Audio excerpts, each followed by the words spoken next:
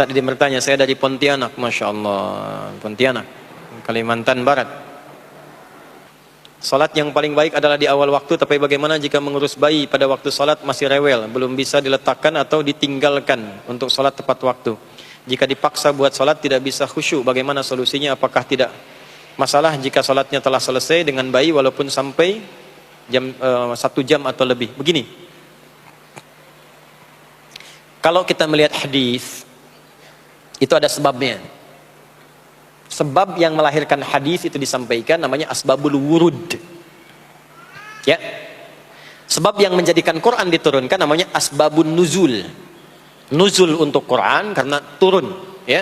Kemudian wurud dari Nabi karena diriwayatkan. Ya, ma warada 'anin Nabi sallallahu alaihi wasallam. Nah, hadis tentang salat pada waktunya itu ada seorang sahabat datang kepada Nabi sallallahu alaihi wasallam. Sebetulnya kisahnya ada 2. Ini menarik nih, yang satu pergi, ya datang yang satu lagi. Yang satu itu sholatnya rajin, cuman pada orang tuanya belum maksimal, bukan nggak baik, belum maksimal kebaikannya. Maka ketika dia bertanya, ya apa amalan yang paling disenangi oleh Allah dan Rasulnya? Ya maka Nabi katakan birrul walidain, berbakti kepada kedua orang tuamu. Ya Rasulullah, ya ayu amali afdal. Ya Rasulullah, apa amalan yang paling utama? Kata Nabi birrul walidain. Lalu datang yang kedua, ke orang tuanya baik, cuman sholatnya belum konsisten tepat waktu. Maka ketika bertanya, ya Rasulullah, ayu amalin afdalu indallahi wa rasuli, ya Rasulullah, amalan apa yang paling utama di sisi Allah dan Rasulnya? Atau kama qala Rasulullah sallallahu alaihi wasallam, atau kama qala as-sa'il. Maka Nabi mengatakan as-salatu ala waqtiha, salat tepat waktu. Salat tepat waktu. Maksudnya kamu ke orang tua udah bagus, ke ibu kamu memuliakan, ke ayah kamu luar biasa. Cuma kemuliaan itu juga harus kamu lakukan takrimnya kepada Allah. Salat tepat waktu. Ya, jadi dasarnya seperti itu. Di salat tepat waktu itu diantara amalan yang sangat dicintai oleh Allah dan Rasulnya dalam kondisi yang normal dan standar. Dalam kondisi yang kita dilibatkan pada kondisi tertentu yang tidak ideal, tidak standar, maka adalah bab fikih namanya mustasnayat, pengecualian disebut dengan darurat. Maka kaidahnya berbunyi ad-daruratu tubihul mahdhurat. Darurat itu menjadikan yang tadinya tidak ideal menjadi boleh, bahkan terkadang wajib dilakukan. Yang kalau dipaksakan ikut ke konsep awal jadi dosa. Contoh, sebelum ke ibu tadi, ada yang dokter di sini. Misal, dokternya akan melakukan tindakan. Tindakan itu berlangsung dari mulai jam 1 sampai ke jam 7. 6 jam tuh operasi. Dia ikut tuh dari zuhur, sudah bisa zuhur. Tapi kan akan lewat asar. Maka sekalipun dia bukan di perjalanan, dia jamak zuhur dengan asarnya. Jangan sampai ketika dia sedang membedah, lihat jantungnya, baru mau solusi diberikan tahapan-tahapan pengobatan, asar berkumandang. Allahu Akbar, Allahu Akbar. Salat tepat pada waktunya. Mohon maaf ya, salat dulu. Itu bisa celaka itu. Secelaka. Ya, maka yang dilakukan apa? Dia jamak sebelumnya. Dia jamak dengan asar, ya selesai itu dia dapatkan maghrib nanti. Nah itu seperti ibu ini yang ada bayi, perempuan itu disunnahkan sholatnya berjamaah, ditunaikan ke masjid sepanjang ada 3 hal yang telah selesai urusannya. Yang pertama apa? Selesai urusan kewajiban dengan anaknya yang Allah titipkan melalui ibu itu. Jadi ada pekerjaan perempuan yang nilainya tinggi di hadapan Allah, dan itu jihadnya. Nilainya tinggi dan lebih tinggi dibandingkan dengan seorang anak yang berjihad, berjuang di secara militer. Bahkan nanti ada kisah di Al-Adabul Mufrad karya Al-Imam Al-Bukhari, seorang anak muda sudah ke medan perang. Lalu sahabatnya mengadukan kepada Rasulullah, ya Rasulullah sallallahu alaihi wasallam, si fulan ibunya sedang menangis sekarang, menangis si fulan yang pergi berangkat ke medan perang itu. Kata Nabi, panggil dulu dia sini. Begitu datang, kata Nabi, irji', pulang ke ibumu, buat ibumu tertawa seperti engkau membuatnya menangis.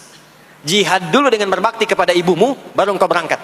Makanya nanti di hadis lain disebutkan ibu 3 kali. Ummak, ummak, ummak, thumma abak. Ya, man abar ya Rasulullah, kepada siapa aku berbuat baik? Kata Nabi, ibumu. Nabi, ibumu. Siapa lagi? Kata Nabi, ibumu. Sampai 3 kali. Thumma abak, baru bapakmu. Ada anak SD pulang dari madrasah, belajar hadis ini, ditanya oleh bapaknya, nak belajar apa? Hadis Nabi. Apa itu? Kepada siapa berbuat baik? Jawab Nabi apa? Ibumu. Lalu apa? Ibumu. Lalu apa? Ibumu. Lalu apa? Bapakmu. Berapa kali ibu disebutkan? 3 kali. Bapak berapa? Sekali. Coba kasih tahu ibumu yang ada di dapur. Ibu disebutkan 3 kali, bapak sekali. Dia berangkat. Jadi 3 kali, kenapa 3 kali disebutkan? Konfirmasi ditafsir oleh Sayyidina Ali bin Abi Thalib karamahullah wajah. Kata Sayyidina Ali, dan beliau jenius, termasuk jenius matematika. Sayyidina Ali bin Abi Thalib buka kitab namanya Al-Jawahir, karya Syekh Tantawi Jauhari. Di kitab jilid yang terakhir itu ada tentang kejeniusan Sayyidina Ali yang memecahkan masalah matematika dengan pendekatan Al-Quran. Saya balik ke yang tadi. Kata beliau, seorang ibu dimuliakan 3 kali di hadis dibandingkan laki-laki karena ibu punya 3 keistimewaan yang tidak dimiliki laki-laki. 1, mengandung, laki-laki tidak. 2, melahirkan, laki-laki tidak. 3, menyusui, laki-laki tidak. Maka ketika ada seorang ibu tengah mengandung, melahirkan, dan menyusui, itu dimuliakan oleh Allah, perjuangannya jihad. Dan dalam masa-masa itu, mendidik awal-awal di awal itu ada toleransinya, ada daruratnya. Jadi kalau anak menangis butuh perhatian, dan itu bagian dari kewajiban, jangan dipaksakan kemudian, mohon maaf, tinggal dulu, berangkat dulu ke masjid, pulang lagi, anak dalam keadaan haus, tertinggal, jauh dari kasih sayang, itu nanti bisa berhukum dosa di dalamnya. Maka ada toleransinya. Kapan keutamaannya? Ketika dia sudah boleh bisa menenangkan anaknya. Ya, tenangkan, selesai, dia tunaikan sholatnya. Dan itulah waktu sholat yang ideal bagi seorang ibu yang punya kebutuhan di dalamnya. Kedua, bila aman dari fitnah di jalan. Ketiga, bila ada space-nya untuk perempuan. Kalau itu terpenuhi 3-3-nya, maka silahkan berangkat ke masjid. Tapi kalau tidak ada satu di antara 3 itu, jangan paksakan. Maka keutamaannya adalah di rumahnya. Maka sama nilainya dengan yang ke masjid. Hadisnya sahih. Hadisnya sahih. Seorang perempuan Ansar datang kepada Nabi SAW mengadukan tentang keadaan diri dan teman-temannya. Jadi istilahnya dia sudah rapat dengan teman-temannya. Tolong tanyain dong sama Nabi, enak banget jadi laki-laki, ke masjid bebas, jihad bebas, haji bebas tanpa mahram. Tanyain dong. Maka diutuslah seorang perempuan mewakili teman-temannya itu. Maka ketika mengadu kepada Nabi, kata Nabi, sampaikan pada teman-temanmu itu. Bingung perempuan itu, karena nggak pernah cerita kalau dia diutus. Kata Nabi, sampaikan pada teman-temanmu itu apa yang dilakukan oleh laki-laki, suami-suamimu di luar rumah, sepanjang engkau ridha dan engkau punya tanggungan mengerjakan di dalam itu. Kama qala Rasulullah SAW, maka apa yang dikerjakan suami di luar rumah, engkau mendapatkan pahala yang sama tanpa dikurangi sedikit pun. Suami ke masjid, sholat subuh berjamaah, ibu tidak memungkinkan keluar karena ada tanggungan, disiapkan keperluan suami, berangkat, titip ridhonya, minta didoakan kepada Allah. Itu pahala suami sholat di masjid, ibu mendapatkan yang sama tanpa dikurangi sedikit pun. Ya. Dan lebih dahsyat lagi hadis yang lain, riwayat Abu Hurairah. Idza maridal abdu, atau kama qala Rasulullah sallallahu alaihi wasallam.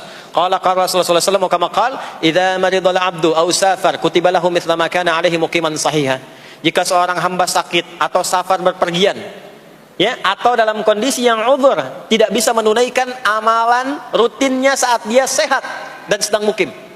Saat sedang sehat, sholat sunnah, tahajud, ya, baca Quran. Tiba-tiba apa? Anda safar, nggak bisa sholat sunnah, karena yang fardu pun dikosor. Ya, makanya jangan terlampau soleh ya. Ya, kalau sedang safar kan yang fardu aja dikosor, masa mau ditambah dengan sunnah lagi?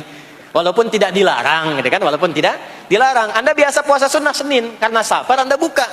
Itu karena kebiasaan Anda menunaikan puasa. Saat safar tidak puasa, pahala puasa tetap diberikan sempurna walaupun tidak puasa. Hadis sahih. Berbahagialah seorang ibu.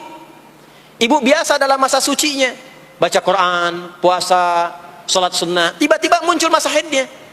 Begitu masa haid itu tiba, nggak baca Quran, nggak sholat, itu pahala bacaan Quran dan sholat sunnah dan yang lainnya diberikan sempurna tanpa dikurangi sedikit pun. Makanya kalau sedang masa suci, bu, perbanyak amal soleh. Perbanyak, sebab kalau sudah tiba masa menopause, tuh, sudah normal lagi, seperti laki-laki. Kenapa nanti ada masa haid? Ada toleransi di situ, ada kemuliaan. Nanti di bab perempuan dibahas secara terpisah.